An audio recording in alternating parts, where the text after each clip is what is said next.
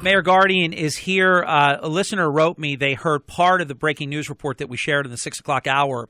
At about 6:41 this morning, a impeccable source. Usually we won't break any story, let alone a story this big, unless we have two sources. But this source is so incredibly well placed. Let's just leave it at that. That one was as good if I had 100 on this one. But keep everyone involved here in your thoughts and prayers. A 77-foot fishing vessel is taking on water. This was as of exactly 1 hour ago. They are 80 miles offshore. 5 people on board had no access to their water pump system. They lost their lifeboats and rafts. 2 Coast Guard helicopters from ACY and 1 C-130 from Elizabeth City went en route. The conditions were harsh, obviously very cold. The 80-mile distance is the outer limit for the helicopters. Very dangerous rescue attempt, and our sources promised to keep us updated. That's all we know at this hour. We did tweet that, and we also put it up on my Facebook as well, at Harry Hurley in both instances. Now joining us is the host of the award-winning Ask the Mayor program, which will reconvene this Tuesday night, either in the 6 o'clock hour or the 7 o'clock hour. It's the mayor's pick. Senator Van Drew is rescheduling. He has a swearing in that he is officiating. So Senator was going to do the 6 o'clock hour. Mayor had agreed to go 1 hour later. It's his call, but either hour is good with me. Mayor Guardian will make the call. So you have the mayor of Atlantic City on with the mayor of the morning on just a very, very important day. And we'll get the latest from Mayor Don Guardian beginning now. Mr. Mayor, good morning to you, sir. Good morning, Harry. My prayers are certainly with all of the people on the fishing vessel this morning. Absolutely. So let's start with, how did your excellent adventure to Trenton go yesterday? How did that go? Yeah, so Harry, I was planning to go to Trenton because the governor's office had invited us to his State of the State, and I certainly wanted to be there as both Assemblyman Mazzeo and Brown were sworn in. But, of course, the reason for the trip changed yesterday morning, and I was very lucky. I think we were able to speak to just a little over 100 individuals, a lot of senators and assemblymen. All of them are supporting Atlantic City, saying the role of the state is not to take over a city. I did not have to spend a lot of time explaining that we are doing everything the state is asking us to do, and that all of our financial decisions are being reviewed by the emergency manager, and they have the authority to veto anything that I do or that city council does in terms of contracts and hiring, raises, firing, collective bargaining agreements. And so this has taken us completely by shock, but we think it's perfectly wrong. There are people we elect to the state office to run the state, not to run individual municipalities. The people in each municipality in New Jersey elect officials to run their city, and the state's role is to make sure that everyone's lives is good in the state of New Jersey, and that's Atlantic City. Now, Mayor, let me jump in, because I agree with your narrative. That's as it should be. What I'm wondering is it really as it is, though? Because you have the Senate president himself, another very powerful senator, Senator Sarlo, and forgive me, I forget the third. They sent me an email yesterday morning. They have their draft bill. They seem prepared to move forward. Sweeney is able to post anything he wants anyhow. So could everything you heard yesterday be true at the practical level, but at the political level, something else altogether different is going on? I was able, and I know you know this, I broke the news of the alleged potential state takeover of Atlantic City and the draft bill that Sweeney and company had put together. I also am aghast, and I'm actually starting to believe it. I didn't believe it at first, but I'm believing that Senator Whelan was not consulted. That blows my mind, that the former mayor, longtime at-large councilman, former assemblyman, current senator, biggest city in his district too, that they would draft a bill without his knowledge, let alone without his involvement in it. Then you don't even tell the mayor. You let the mayor hear about it, on the street through a Harry Hurley blog post. I mean, I have to tell you, I think this is a disgrace, Mayor. It is a disgrace, and there's a lot of disrespect here. I want to tell you that I meet with Senator Whelans 3 or 4 times a year, outside of all the other times we meet. So 3 or 4 times we get together specifically to talk about policies, developments, and governmental issues. And we did that last Wednesday. And there were a couple of issues that the senator and I are on the opposite end of the spectrum, and we talked about them, and, we shared that it wasn't personal, it's his interest and my interest, and then we actually talked about the pilot bills and the likelihood of the governor signing it, and at no time did we ever talk about any additional duties from the state. As a matter of fact, we talked about how with the emergency manager completing the plan and with the city agreeing to, all of the different points of the plan, that probably the emergency manager's tenure would be coming to an end, but probably the Ernst & Young staff, the accountants, would be staying on for several months to try to figure out how this pilot program actually works, how payments are made, et cetera, and things. So my conversation with the senator had never, ever discussed the possible state takeover.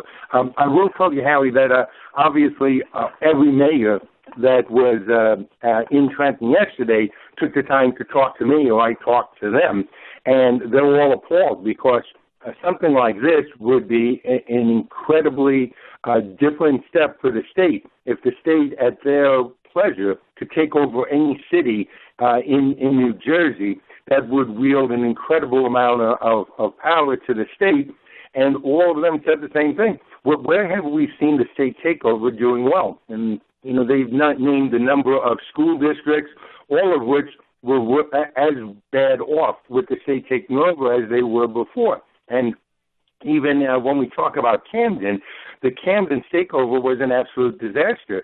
The reason Camden is doing well today is because my friend and the Honorable Dana Red, the mayor of Camden, is working cooperatively with the state and the federal government in rebuilding Camden. And that's exactly what we are trying to do here in Atlantic City. So this came as a complete surprise. Let me share 3 tweets, and there are more, but let me share 3 from Senator Whelan from yesterday. A state takeover of Atlantic City would be a disaster. A second tweet. Given its abysmal track record in taking over school districts, I seriously doubt the state will be the white knight to save Atlantic City. And then he tweeted, I urge all of my colleagues to vehemently fight this ill-conceived plan. So I'm going to take the senator at his word, and I'm going to have to believe that he's really with us on this one and that he's actually willing to fight to stop this. And what I thought before was absolutely a done deal when I broke the story the night before last, Mayor, I now believe that we have a fighting chance to push back on this. Yeah, we certainly have the League of Municipalities on our side. So we'll have more of our plan on our fight with the League of Municipalities for all the other communities in New Jersey. And then, of course, the U.S. Conference of Mayors will become actively involved with this. I can tell you, Harry, last year, 2 days before that second or third summit, when the emergency manager was being presented, I received a call from the governor's chief of staff, who informed me that the emergency manager would have similar authority to the emergency manager that was in Detroit. And I had said that I do not believe that the governor has the authority under executive order to take the authority from the city. And last year I said I know that the Senate and the Assembly will not allow that to happen. And then, I was down in Washington, D.C. for a winter conference meeting with U.S. mayors, and we were prepared to actually do a press conference and a major fight from the White House. But when the emergency manager was presented, it was as it was, that it's an individual that was coming down to pull the information together, to make recommendations, and then to develop a long-range strategy plan that the city should be following and presenting that to the governor. Mayor, let's get this last break in. You can continue when we get back, and then I also want to touch on the issue of the pilot vote that has now taken place in both houses and passed in both houses of the legislature and awaits Governor Christie's signature or rejection, because I'm not sure. It appears that they did what he asked in his conditional veto, so I'm expecting he will sign it, but we'll it remains to be seen. And also, I think it's noteworthy, unless I'm mistaken on this, Assemblyman Mazzeo voted for the pilot bill in the Assembly. Senator Whelan voted against the pilot bill in the Senate. And I didn't talk to Jim about it, but friends of mine told me he voted against it because he didn't think that it was going to do right by Atlantic City. So very interesting developments if we have a split decision in terms of the second district on the Democrat side, where one voted for it, one voted against it. I know it passed 23-9 in the Senate. I think it had 48 votes in the Assembly, with some members that did not vote. So it had a supermajority even with less than the 80 voting a day or so ago. Hurley, Beck, Hannity, and me. It's Mark Levin, weeknights from 6 to 9 on WPG Talk Radio, 1450. Hey, thanks. Great one. Mayor, before we get to the pilot legislation, let me ask you, and I would never do anything rude to try to, upstage, in advance what you're going to be doing at 11:30, but the mayor, you, and city council, you're going to gather at 11:30, I understand, at Harrah's, where you'll be giving a short while later the unofficial State of the City address. What's the purpose, if you can share that at least, what's the purpose of the press conference today? Sure. What happened in the last day is people that are thinking that the state takeover is good is claiming that myself as mayor and the current president, and for that matter, city council, are at odds, and that we can't work together, and that nothing is going on in the city. And that just isn't correct. And so Councilman Small and myself, with all of the council members that are not at their jobs, are going to be at this press conference, and we're going to be explaining that we are not knowledgeable about what's going on. We've lost an incredible amount of assessed value. We're cutting and slashing budgets. We're subcontracting out where it makes sense. We're reducing staff, and we're following the recommendations of the same division of local finance that the state is talking about putting the city under. And we want to make sure that everyone understands that we're not putting our heads in the sand, and we absolutely are not fighting. I said this yesterday. Just because we're South Jersey, it doesn't mean we're the Confederacy. But there's no war going on, and we don't need an occupational force coming down. That's what we were elected to do. We're sitting at the table, and we're trying to resolve this. And I am sorrowed to hear that the governor and the state senator are not readily made known of all of the meetings that we have with all of the people from the state and all of their recommendations, and I'll follow through. Because it certainly sounds that they're not. It sounded like people really do believe that we are telling the state to pound sand, and that's not the case. We get it. We needed $120 million not to have a tax increase in 2015, and we mustered up, the $10, $15, $20 million in cuts and another $20 million from the federal government for the SAFER grant, but that helped us get through 15, and it's going to be the state and the federal government that gets us through 16, 17, 18, and 19. And it's what the state should be doing. It's what they're doing in Paterson and Newark and Camden and Trenton. And we want to let them know that we are working together, hand in hand. There's no fight here. There's no rebellion here. It's us understanding why we can't continue to work with the state and why they would give up on us when we're doing everything that they're asking us to do. You're listening to Mayor Don Guardian. We have 3 minutes left, Mayor, until a hard break. And let's talk about the pilot legislation. It's passed both houses. I have to give Assemblyman Brown a lot of credit.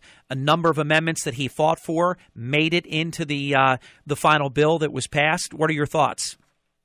There's no doubt in my mind this is a good plan. This is what the emergency manager had presented some 6 months ago. I didn't talk about it because, as I said before, the emergency manager is hired by the governor, reports to the governor, and just because the emergency manager has a thought, it doesn't mean it's the decision of the governor. When the governor came up with his conditional veto, I supported it because it was very important for Atlantic City to get the funds. We've been waiting for 18 months for this type of funding so that we'd have some stability. The bill that was paid is good for everyone. It is going to give the county a little bit more money. It's going to give the city $50 million more than we got, because it's not just the $30 million in 15 and 16 from ACA. It's then another $50 million over several months. It also keeps the CRDA alive with $10 million for economic development and another $7 million, I believe, for marketing. So we addressed all of the issues. $120 million is the bare minimum that a casino is going to pay. It's going to go up to 2% a year by cost of living index, and then, of course, it still jumps $10 million if they go up every $200 million. So a better plan for the taxpayers of Atlantic City and Atlantic County, and good for the casinos as well. So I'm just grateful that both the Senate and the Assembly passed it as quickly as they did. And now, of course, we're back to waiting for the governor to sign it. And if he doesn't do it by the 19th, we're back without anything. Yeah, which would not be good. Let me ask you, Mayor, in the final minute, it looks like they've come together. They'll get their supermajority in both houses. The November 8th general election ballot will have this ballot question to approve 2 casinos, or however many they decide on. One casino is too many in North Jersey. But what is going to be your position? We've got about 45 seconds in the year in the run-up to this. The worst decision the state of New Jersey can make, bad for the entire state and all New Jerseyans. Don't listen to the fabrication from 2 men that are going to benefit, the guy in Jersey City and the guy at the Meadowlands, that are promising you tens of thousands of jobs because they're not coming. And don't tell them that this is going to bring tax relief, because it's not going to do that. It's going to be devastating for Atlantic City, but ultimately it'll bring no relief for the state of New Jersey. So it's a bad decision and a bad bill. I'm just grateful that 64% of New Jerseyans last week in a poll had said that they opposed any gaming outside of Atlantic City. So it seems only the 2 gentlemen plus the members of our Senate think that this is a good idea. Exactly. Mayor, good luck today at the 11:30 press conference and with the unofficial state of the city. We'll talk to you soon and see you in studio on Tuesday. Thank you, Harry. Okay, Mayor.